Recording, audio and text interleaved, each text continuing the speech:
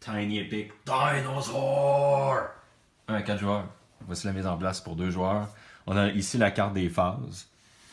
On va compter le nombre de tours avec ça. Et il y a les phases et puis il y a un Midgard Leaf qui est l'hôpital dans le fond.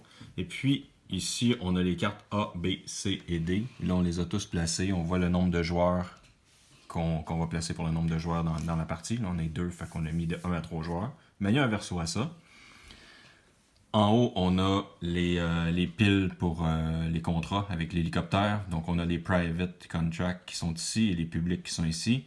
Là, c'est 2. Ben, dans le fond, c'est le nombre de joueurs plus 1. Fait ici, on a 3 cartes qui sont des publics. Et pour les recherches, on met 3 cartes, peu importe le nombre de joueurs. Les private contracts, il y en a 8 en tout. Fait, alors, au début, on va en passer 2 à chaque joueur. Et puis, on va en garder une, et puis l'autre, on va la remettre dans la pile, et puis on va la rebrasser. Donc, disons que moi, je prends d'elle. Ils sont cachés. On ne le montre pas aux autres. Les publics, ben, c'est public. Donc, on met ça ici. Ça, c'est notre plateau de jeu personnel. Ici, on a une règle qui va de 1 à 13. C'est les ressources.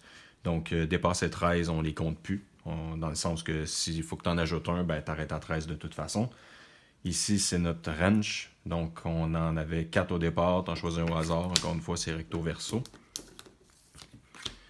Et puis, c'est ça. La tasse de café, c'est pour compter les tours. Ça, ici, c'est pour le premier joueur. Et puis, on va commencer avec un meeple qui va se placer sur la case 4, ici, sur la case des rounds. Et puis, notre gros meeple et nos 3 autres vont se placer dans la case des rangers. Notre gros meeple, dans le fond, ça vaut 2 meeples. Ça va venir plus important dans la phase 3, dans la phase 2, où on va mettre les meeples sur le plateau de jeu pour nos ouvriers. Mais ici, juste à savoir qu'il y en a un qui est plus grand que les autres. Le premier joueur, dans le fond, on va laisser toutes les ressources. Quand les ressources ne sont pas sur notre plateau, ça équivaut à 0. On a 3 types de ressources. On a les feuilles, c'est juste pour manger. Fait que les dinosaures mangent les feuilles, les herbivores, les carnivores. Et puis ça, c'est des caisses. Les caisses vont servir comme monnaie d'échange pour faire différentes actions. Et puis, ben, c'est ça. Le premier joueur, il n'y a pas de ressources de plus. Le deuxième joueur, sa feuille, il va la placer à 1. Le troisième joueur, il va placer sa nourriture à 1. Et puis le quatrième joueur, il placerait sa caisse à 1. Donc, en gros, c'est ça. Sur les phases, tout d'abord, la phase 1, c'est la phase de la collection de ressources. Donc, on regarde qu'est-ce qui est visible dans notre ranch. Tout le monde, on commence tout avec la même chose, donc 5 feuilles. Donc, je mettrai mon marqueur de feuilles à 5, avec la petite feuille sur le côté. La nourriture, on est à 3 et les caisses, je suis à 1. Donc, tout le monde commence avec ça. Sur ton plateau personnel, il y a différentes cases. Je ne parle pas du ranch, je parle du plateau personnel ici. Tu as la place, le holding area. Dans le fond, tous les dinosaures que tu vas aller chercher dans la phase 2, que je vais expliquer un peu plus tard. Les dinosaures et les barrières. S'ils ne vont pas dans l'hôpital, ils vont aller dans ton holding area. C'est important que ça aille là. Ici, c'est une condition qui, je vais parler un peu plus tard encore. C'est pour les dinosaures qui s'échappent. Et puis ça ici, ça c'est les points de victoire qui vont valoir à la fin du jeu, dépendamment de combien tu en as dans ton ranch. Et puis ça, c'est la nourriture qui va manger. C'est dans la phase 5. Et puis, on a toutes les couleurs des dinosaures. Donc, 4 couleurs de dinosaures différents. Et puis, on a remarqué qu'on a une 5e couleur de dinosaures qui sont les mauves ici. C'est des dinosaures uniques. Et puis, la seule façon d'aller les chercher, c'est avec des cartes recherche. Mais on va arriver là. Donc, c'est ça. La phase 1, c'est toujours la collection de ressources. Donc, on collecte qu'est-ce qu'on a disponible ici. La phase 2, c'est l'assignation de tes rangers. Et puis, dans le fond, on va regarder chacune des places disponibles. Ici, on mettrait un bonhomme pour aller chercher un dinosaure de la couleur de d'où qu'on a placé notre gars. Et puis, ce qui est différent avec cette place-là, c'est qu'on va brasser le dé en plus. Donc, en gros, si on imite un tour de jeu, ça serait à moi d'être le premier joueur. Je me placerai ici. Je vais brasser le dé. Dépendamment de ce que je prends, de ce que ça tombe, ça va faire différent. Ça ici, il n'y a rien de différent. Donc, je prendrai juste mon dinosaure, qu'on se rappelle que je place dans mon holding area, puis lui reste là. Si j'avais tombé sur lui, qu'il y en a un sur 6, j'aurais 2 dinosaures. Ce qui est bien amusant quand tu es plus tard dans le game, mais au début, quand tu n'as pas beaucoup de place, c'est plate, parce qu'il va sûrement se sauver. Et puis, il y a celui-là, que là, tu as essayé de capturer le dinosaure et tu t'es fait taper sur la gueule. Donc, ce qui se passe, c'est que ton meeple et le dinosaure que tu as été sélectionné s'en allent à l'hôpital dans ta couleur de ton choix. Pas la couleur de ton choix, mais ta couleur de ton bonhomme. Donc ça, c'est juste cette partie-là.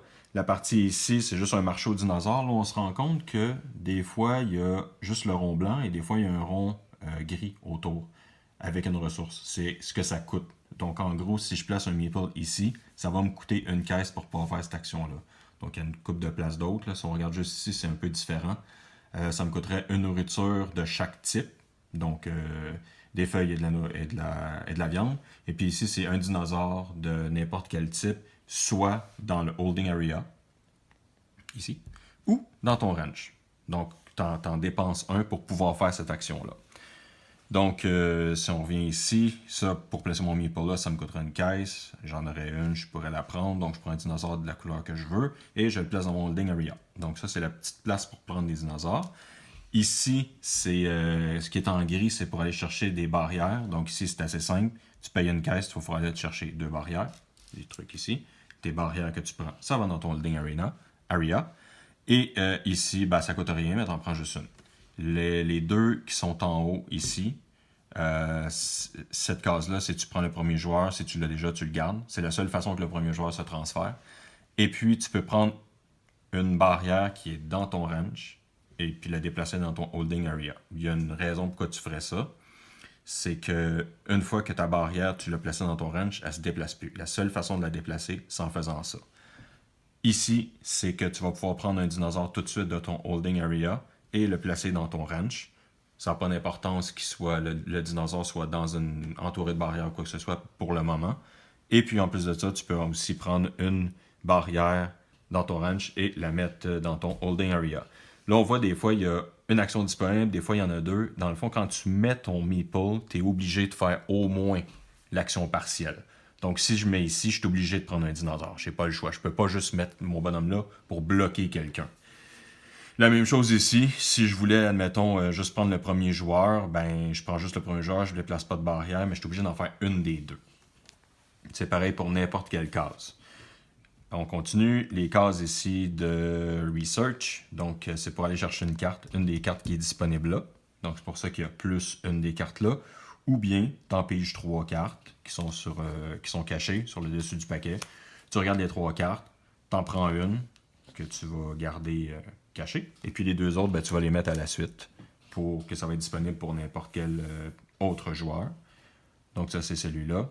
Cette action-là, c'est la même, c'est juste qu'elle ne coûte pas la même chose. Ça coûtera un dinosaure. Ici, c'est des cartes de contrat. Donc, dans le fond, c'est très simple. Tu vas placer ton meeple là, puis on voit les contrats qui sont en haut. Tu vas dépenser des dinosaures qui est dans ton range personnel, pas dans ton holding area. Et fait que tu vas les retourner dans la réserve générale. Et puis, ben, tu vas faire les points de victoire qui vont se compter en fin de partie. C'est un contrat par meeple que tu vas mettre là. Fait qu'au maximum, 2 contrats que tu peux résoudre, 2 contrats publics que tu peux résoudre dans ton même tour. Une fois que tu as pris la carte du contrat, on ne remplit pas les contrats. Pas tout de suite. Une chose qui est importante, c'est que, comme j'ai dit au début, on a une carte Private Contract. Cette carte-là, la seule et unique façon de la compléter, c'est en complétant un contrat public. Tu peux compléter ta private. La private ne peut pas se compléter toute seule. Fait que dans le même mouvement, il faudrait que tu aies tous ces dinosaures-là dans ton range, que tu dépenseras à la réserve générale, et tu ferais les 2 contrats. Donc, on rappelle, on ne met pas ça là. Celle-là, cette action-là, c'est la même. Tu vas aller compléter un contrat qui est en haut, mais ça va te coûter une caisse. Et puis ici, ben, dans le fond, c'est du gain de ressources. Donc, 2 feuilles, 2 bouffes, 2 caisses, une feuille, une bouffe, une caisse.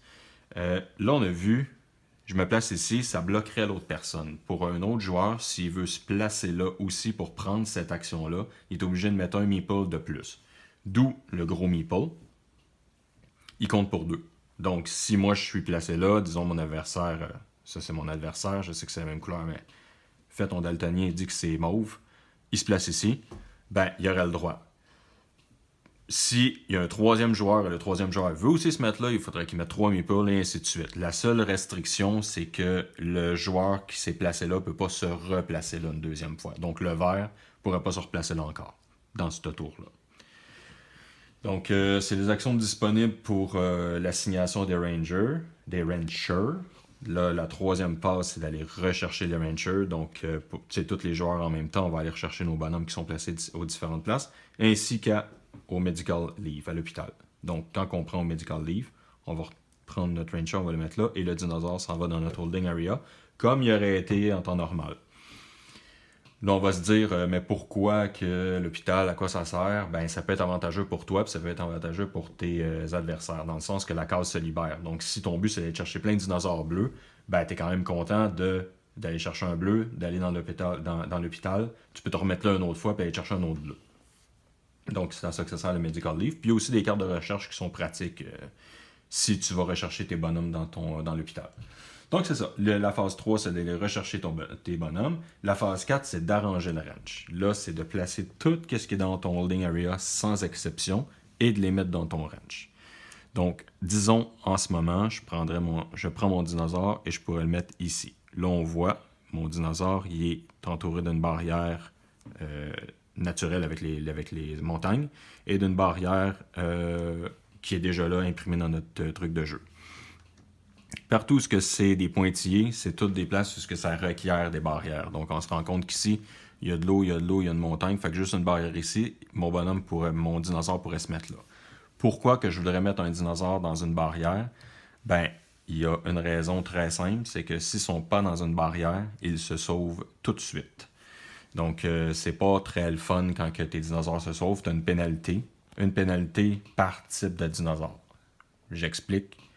Il y a un herbivore, il y a des herbivores, des carnivores. Si un herbivore s'échappe, tu as la pénalité d'herbivore. Si le carnivore s'échappe, tu as une pénalité de carnivore. S'il y a 2 carnivores qui s'échappent, tu as juste une pénalité quand même, dépendamment de la phase, parce qu'ils peuvent s'échapper dans la phase 4, 5 et 6.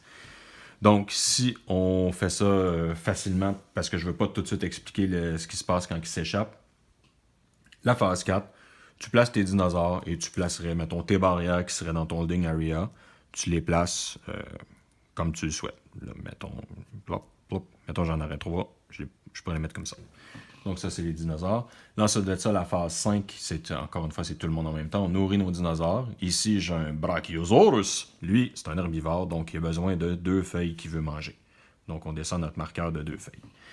Si tu n'es pas capable de nourrir un dinosaure, même principe que dans la phase 4 qui est à arranger le ranch, le dinosaure, il n'est pas content et il se sauve. Donc, tu le perdrais. La phase 6, tes dinosaures vont s'accoupler. Seulement les dinosaures qui ont été capables d'avoir de la nourriture. Puis, pour qu'il y ait un accouplement, en temps normal, ça prend 2 dinosaures. Et puis, il faut qu'ils soient dans le même enclos. Donc, lui ici, il est tout seul. Il ne pourrait pas se reproduire. Si j'avais un bonhomme ici, et puis un autre bonhomme, disons, ici, avec une barrière, ça ne fonctionnerait pas non plus parce qu'ils ne sont pas dans le même enclos. Là, si je les mets les 2 ici, ouh là là, ils s'accouplent. Ils font un bébé. Le bébé, il est déjà très indépendant. Il peut aller soit avec ses parents, mais dans ce cas ici, il ne peut pas parce qu'il n'y a plus de cases disponibles. C'est une case par dinosaure. Il peut aller se placer tout seul et il est très heureux quand même. Donc, on se rappelle que si j'ai pas de place pour mettre le bébé, il se sauve tout de suite. Donc, encore une fois, ça procure des pénalités pas cool. Et puis, la dernière phase, qui est la phase 7, on va, il appelle ça « Refresh for next round ». Fait que les seules choses qui restent à faire, c'est les cartes en haut. Ici, puisque je suis à 2 personnes, je suis supposé avoir 3 contrats, 2 plus 1, je rajouterai un contrat, toujours dans les publics. Et puis toutes les recherches, ça s'en va tout. Et on en rebrasse, pas on en rebrasse, mais on va en chercher 3 nouvelles. Si jamais on n'en a plus de disponibles, wow, tout en avoir 3 sur 3. S'il n'y en a plus de disponibles, on va brasser la défausse, puis on va en remettre 3 encore une autre fois.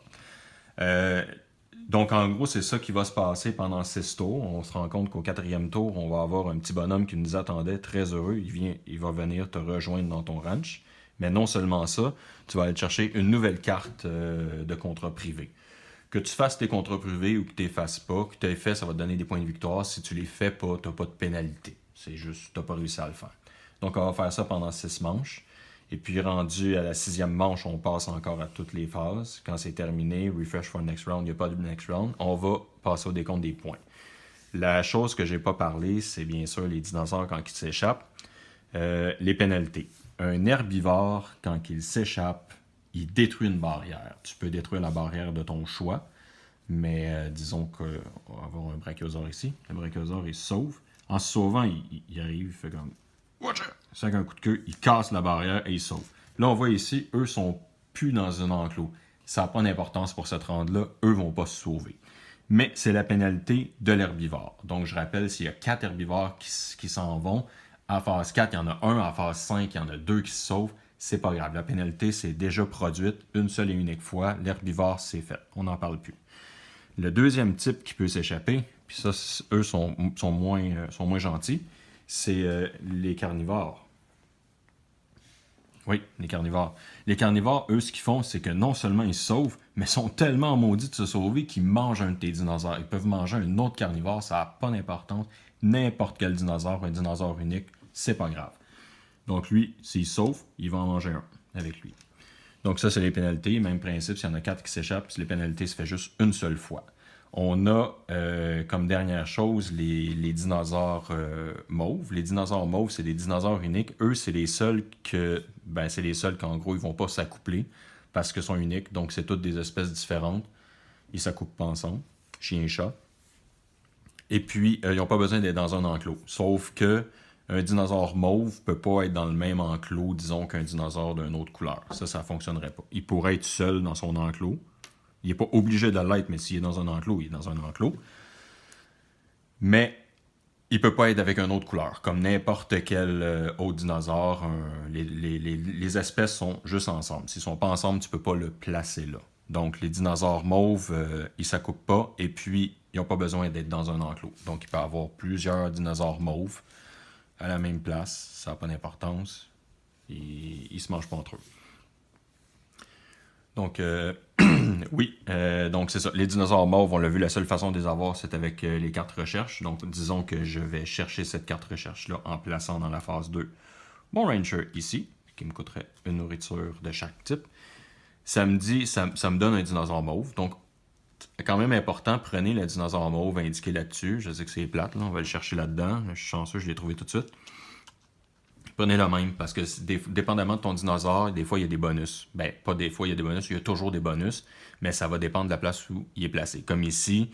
Bon, en tout cas. Donc, placez-les à la place, puis laissez-les avec... prenez le dinosaure qui est indiqué là. C'est pas plus compliqué que ça. Prenez le dinosaure qui est indiqué là. Puis faites le bonus. Le bonus devient actif à partir du moment où il est dans votre range. Donc, s'il est dans votre... En allant chercher votre recherche, évidemment, vous allez aller chercher votre recherche. Oups. Le dinosaure va aller dans le holding area. L'effet n'est pas disponible encore. À partir du moment où il est placé, l'effet devient disponible. Si jamais il y a quelqu'un, un dinosaure pas gentil, qui mange un de vos dinosaures, puis que c'est le mauve, ben c'est plate, mais votre carte, elle n'existe plus. Ou bien, si vous décidez de remplir un contrat, on voit le contrat ici. Bon, ça n'a pas d'importance la forme ici. Là. Toutes les mauves sont toutes faites pareilles. Lui, pour remplir le contrat, il faut dépenser un mauve. Quand vous dépensez votre mauve, vous perdez aussi la carte. Puis ça, c'est plate parce que toutes les cartes mauves donnent toutes des points à la fin de la partie. Mais elle retourne dans la défausse. Et puis, vous n'avez pas de points. Et puis, ben, en gros, c'est ça. À la fin, ce qui va compter pour faire des points. On flippe ça de côté. Vos contrats. Chaque contrat a des points. Les private contracts ou les publics ont des points en haut. On additionne ça. Chaque carte recherche qui vous reste en main, que vous n'avez pas redéfaussé pour une raison X, valent des points. Chaque dinosaure qui est disponible à la fin de la partie dans votre range vont faire des points. Et puis, s'il y a un tiebreaker, ben, c'est écrit, c'est le premier joueur. Et puis, ben, si on compte, disons rapidement, les points pour les dinosaures qu'il y a là, on voit j'ai 2 verts, donc ça me fait 6 points, 2 x 3. Puis lui, ben, il est tout seul, donc ça me ferait 9 points pour les dinosaures ici. Est-ce que j'oublie quelque chose? Good show.